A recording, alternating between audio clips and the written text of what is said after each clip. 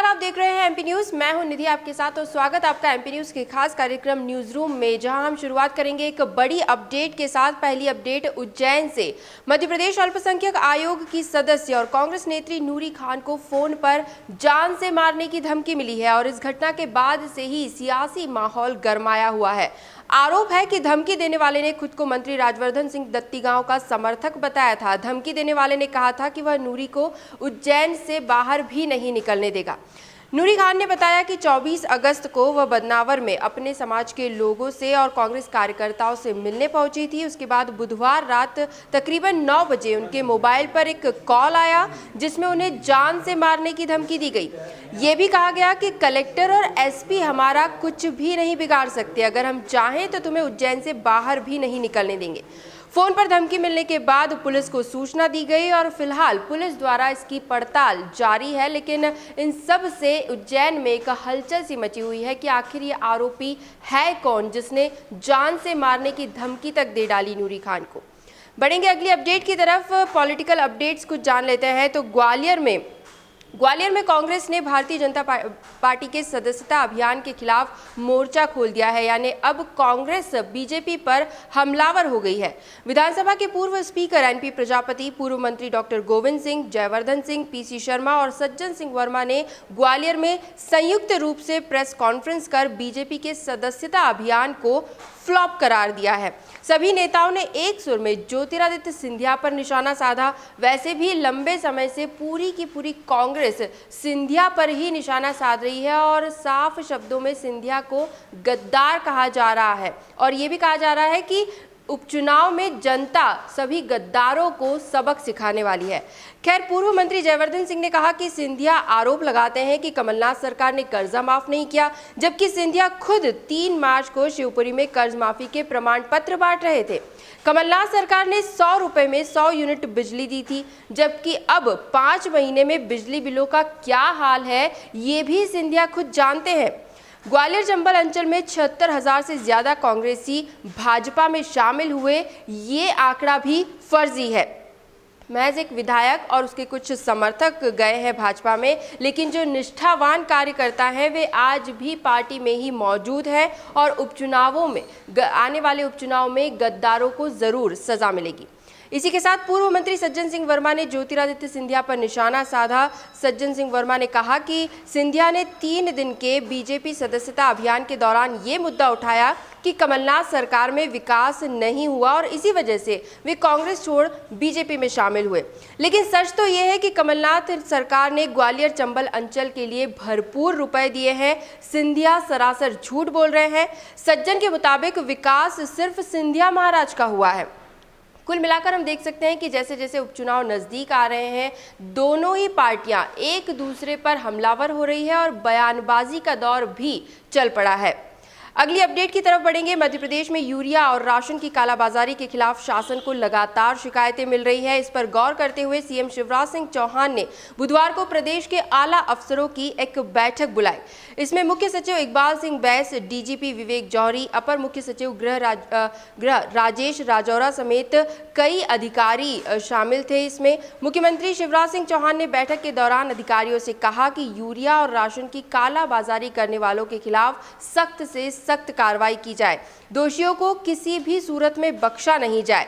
मैं इस मामले को गंभीरता से ले रहा हूं, आप भी सख्ती बरतिए।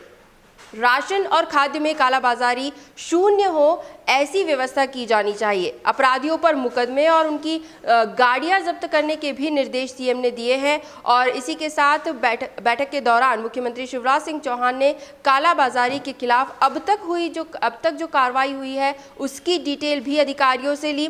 मुख्यमंत्री ने अधिकारियों से कहा कि पूरे मामले की समीक्षा बैठक की जाए और इसी के साथ उन्होंने पहले जो एफआईआर दर्ज की गई है, कालाबाजारी को लेकर जितनी एफआईआर हुई हैं उनकी डिटेल्स भी तलब की है और साफ शब्दों में कहा है कि जो भी डीलर कालाबाजारी कर रहे हैं उनके खिलाफ तुरंत और सख्त एक्शन लिया जाए। तो फिलहाल यहाँ पर यूरिया, खाद और राशन की कालाबाजारी करने वालों पर मध्य प्रदेश का सख्त रुख देखने को मिल रहा है।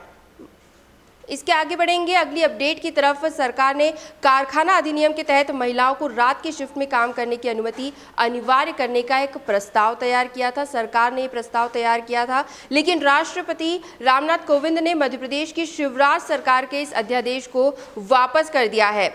राष्ट्रपति ने अध्यादेश को मंजूरी नहीं दी। राज्य सरकार ने अध्यादेश की आपत्तियों को हटाकर एक नई अधिसूचना जारी कर दी है। नए नियम के तहत अब महिलाओं के लिए रात की शिफ्ट में काम करना जरूरी नहीं होगा। महिलाओं की सुरक्षा को ध्यान में रखते हुए ये फैसला लिया गया है। राज्य सरकार ने जो संशोधित अध्यादेश जारी किया है उसके तहत अब प्रदेश में महिला कर्मचारियों को नाइट शिफ्ट में काम करने की बाध्यता नहीं होगी। कुल मिलाकर हम देख सकते हैं कि महिलाओं की सुरक्षा, क्योंकि रात में अगर घर से बाहर निकलकर ऑफिस पहुंचना होता है तो ऐसे में उनकी सुरक्षा की दृष्टि से ये ठीक नहीं है और इसीलिए इस प्रस्ताव को नामंजूर कर दिया गया और संशोधित अध्यादेश यहां पर जारी किया गया है। एक और अपडेट ऑनलाइन ठगी को लेकर, जैसे कि साइबर ठगी के मामले लगातार सामने आ रहे हैं, ऐसा एक मामला भोपाल में भी देखने को मिला। मध्य प्रदेश समेत कई राज्यों में ऑनलाइन ठगी करने वाले गिरोह को भोपाल साइबर पुलिस ने ग्वालियर के डबरा से गिरफ्तार किया है। पुलिस की गिरफ्त में आए 7 आरोपियों में से एक नाबालिग भी है। आरोपी लोगों को क्रेडिट कार्ड की लिमिट बढ़ाने के नाम पर फंसाते थे, कॉल करने के लिए फर्जी सिम का इस्तेमाल करते थे।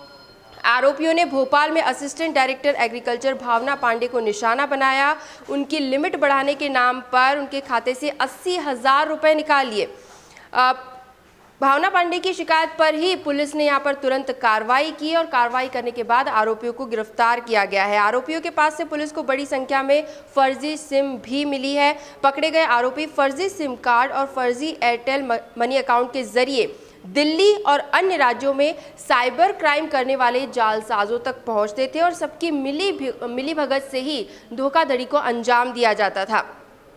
फर्जी आईडी या केवाईसी सिम वॉलेट की आवश्यकता होती थी और जालसाजों की मदद से ही आरोपी इसे अंजाम देते थे। और साइबर ठगी का जो ये जाल है ये सिर्फ मध्य प्रदेश ही नहीं अन्य राज्यों में भी फैला हुआ है, लेकिन भोपाल पुलिस की मदद से इन आरोपियों को गिरफ्तार कर लिया गया है। 7 आरोपी पुलिस की गिरफ्त में आ चुके हैं। बड़ी सफलता यहाँ भोपाल पुलिस को मिली है। अंत में बात करेंगे मध्य प्रदेश की कोविड-19 अपडेट्स को लेकर। तो संक्रमितों की संख्या जो है वो लगातार बढ़ती जा रही है। कल के दिन में 1064 नए मामले देखने को मिले हैं। कुल संक्रमितों की संख्या मध्य प्रदेश में हो चुकी है 56,864। कल के दिन में 17 मरीजों की मौत हुई है और कुल मौत का आंकड़ा 1,282 तक जा पहुंचा है। वहीं कल के दिन में 936 मरीज स्वस्थ भी हुए हैं। इसी तरह इंदौर की बात करें तो 171 नए प्रकरण सामने आए। कुल 12,031 मरीज अब तक हो चुके हैं। 4 की मौत हुई है कल के दिन में और 375 कुल मौतें फिलहाल इंदौर शहर में हो चुकी हैं। वहीं 155 मरीज स्वस्थ होकर अपने घरों को भी लौटे हैं।